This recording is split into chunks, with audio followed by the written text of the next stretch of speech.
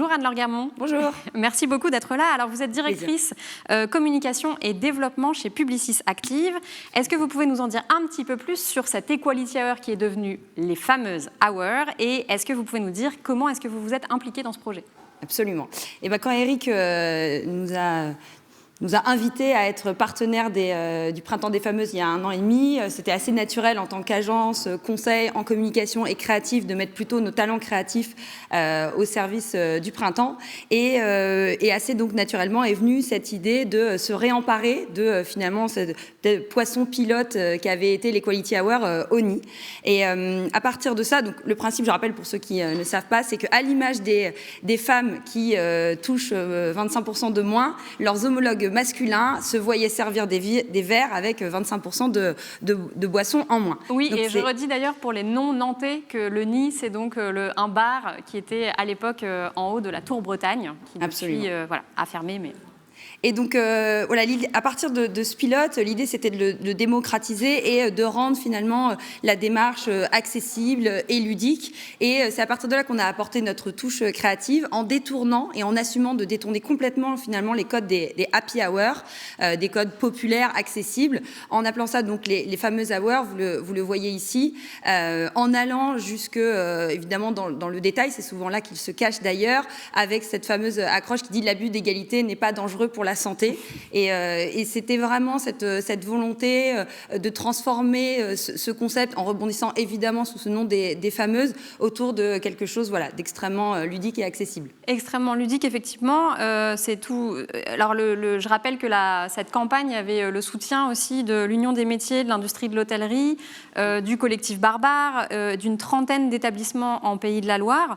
Vous l'avez dit, hein, l'idée c'était vraiment d'être ludique pour sensibiliser le plus grand nombre en fait. Oui, absolument. Quand on imagine de déployer ce genre d'événements dans des bars qui sont des lieux finalement festifs, où les gens sont là pour se décontracter, pour être relâchés, on le sait, venir avec des mécaniques militantes, ça peut être toujours un peu touchy, et surtout qu'on souhaitait vraiment que tous les bars, tous les restaurants qui s'en emparent soient à l'aise avec la démarche. Et donc le principe d'assumer complètement le second degré, le décalage, les codes finalement des happy hours qui sont ces moments-là, on trouvait ça intéressant pour mobiliser et finalement aller chercher ce qu'on veut, c'est-à-dire ouvrir le dialogue et le débat.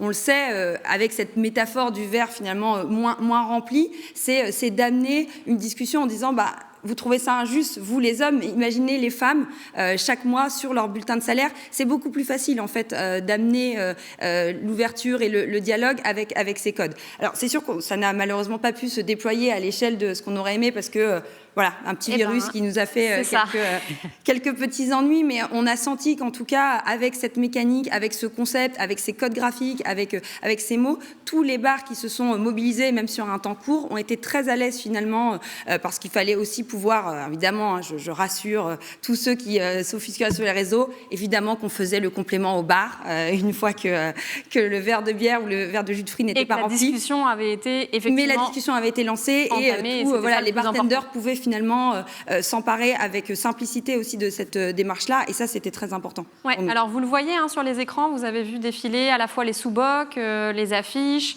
il y avait des choses à poser sur les tables aussi pour donner des informations complémentaires et redire qu'en Pays de la Loire, la moyenne, l'écart de salaire n'était pas différent.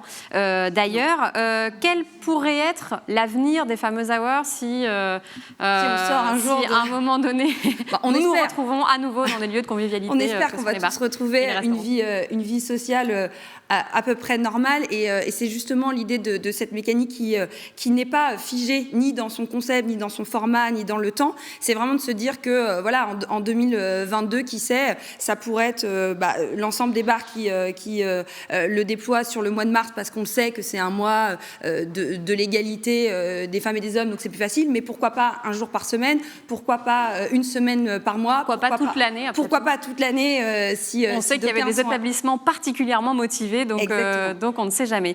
Eh bien, merci beaucoup Anne-Laure Gamon d'être venue nous parler donc des fameuses hours. C'est bien sûr tout ce que nous souhaitons, hein, parce que ça voudrait dire qu'effectivement les lieux de convivialité ont ouvert et puis qu'on en a fini avec cette histoire de 8 mars ou du mois de mars, mais que toute l'année on peut parler d'égalité, et c'est bien ce que nous allons faire aux fameuses.